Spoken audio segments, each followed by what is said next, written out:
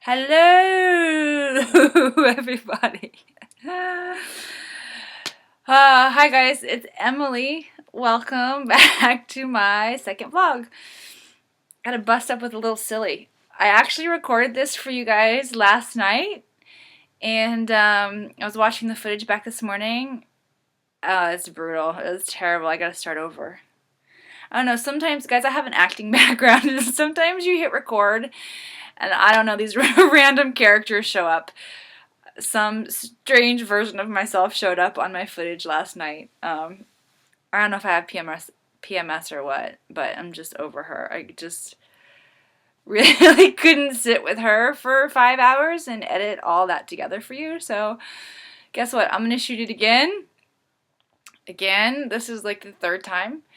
And I'm just gonna keep it simple and try to keep it a little more real, because yeah, it got a little not real last night. So on this little vlog episode here on Taking the Fifth, I want to share with you guys some really cool ideas of how you can use sound, and one sound in particular, to help upgrade you to 5D. I found this really cool scientific definition of sound that really shifted the way that I think that I had ever thought or considered sound before. I don't know, sometimes you just read things in a different way, or something is said to you in a different way, and it takes on a different depth and a different meaning.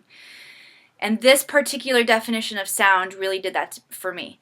Here it is. Sound is a particular wavelength that stores and transfers intelligence. Boy, does it, right?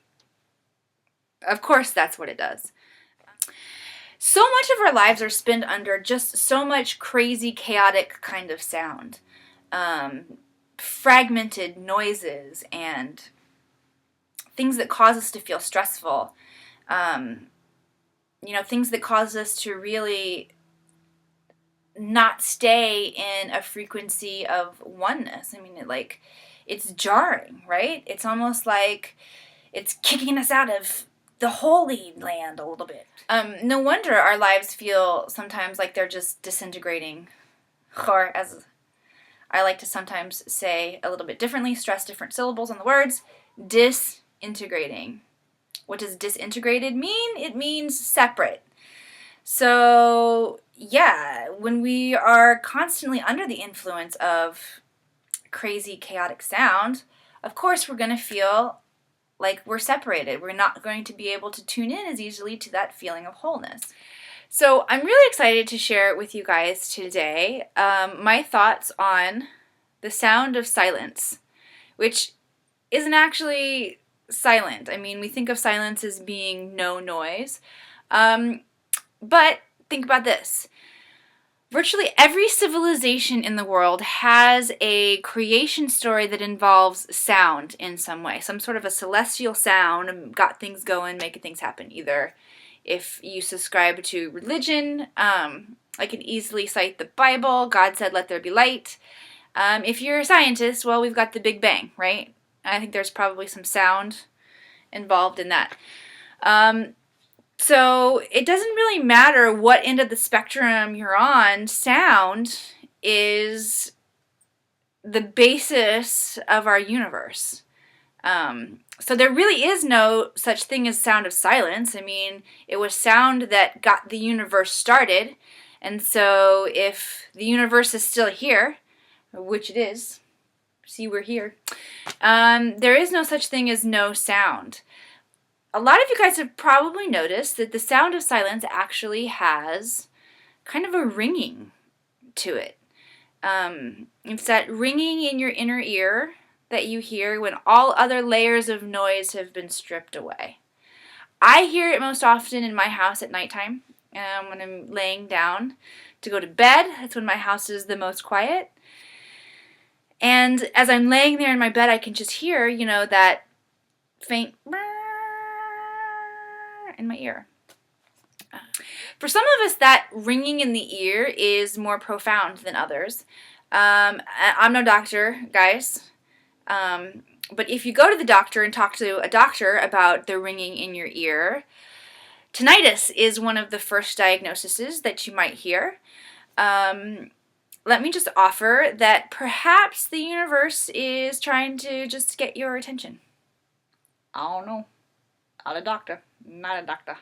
So the sound, the ringing in your ears. You guys, I'm sure that you've noticed that it is beginningless and endless. It doesn't have a starting point, doesn't have an ending point. It's actually been with you since you took your first breaths on this planet, and guess what? It's going to be with you until you take your last ones. That sound has been referred to in virtually every different religion or spiritual practice. The Native Americans refer to that sound as the song of the Creator. Lao Tzu referred to the sound as the great tone.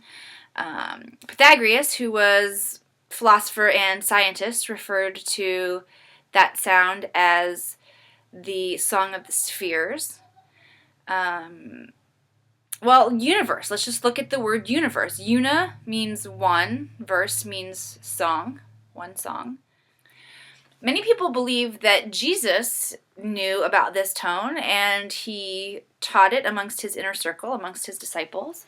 Believe that Muhammad used this sound when he found enlightenment in the cave just a couple miles outside of Mecca. The OracleStar.com had some really cool quotes that I would like to share with you guys. My favorite quote on there, hands down, is this one. They said, "The knower of the mystery of sound knows the mysteries of the universe." I don't know, something in me just went like when I read that. Then I started thinking of it in terms of the sound of silence and putting together the pieces of what these ancient wisdoms have referred to as this sound, as the song of our Creator, as the song of the spheres, as, you know, the voice of the universe. And so I started to wonder, is it possible that the mysteries of the universe somehow ride on the frequency of this sound? I don't know. I have a feeling that there's something to it. Okay, guys, I've got another cool quote for you from the OracleStar.com. I'm going to read this one because it's kind of long. "The more time one spends within the influence of highly organized and repeating fractal tones, the more solution-oriented one is, and the more information is attracted to and maintained in one's energy field."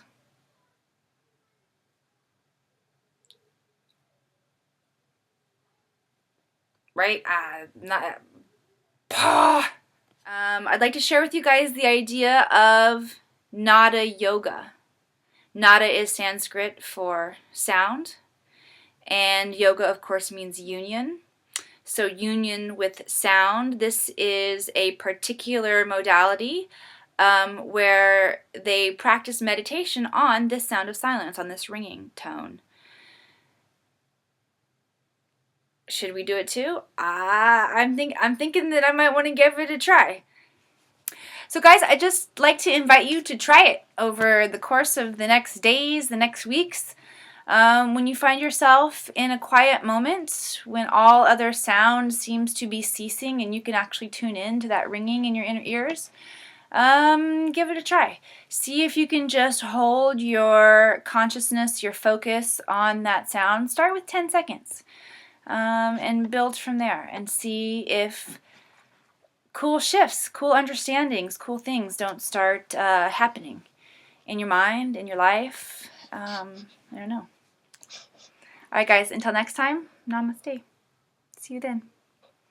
I'll get my roots done too before I see you again. Hey, look who decided to join me in my vlog. My dog Clementine. Meet Clementine, everybody. Influence of highly organized, repeating fractal tones. Something about it like hits my point home if I like make a little hammer, this little guy with my hand, and whack it down here. Let me see if I can tell you the definition. Okay, another cool quote, guys, from jazz hands. Jazz hands, jazz hands. I do jazz hands, I do jazz hands. So guys, I'm no doctor. No doctor. Never even played one on TV. I was a drug addict on ER, but not a doctor. And I've played a waitress and a maid. That's some art imitating life right there. I've got 3 kids, 2 dogs, and a husband. I am most definitely a waitress and a maid. Fish don't fry in the kitchen. Your beans don't burn on the grill. Took a whole lot of trying just to get up that hill. Now we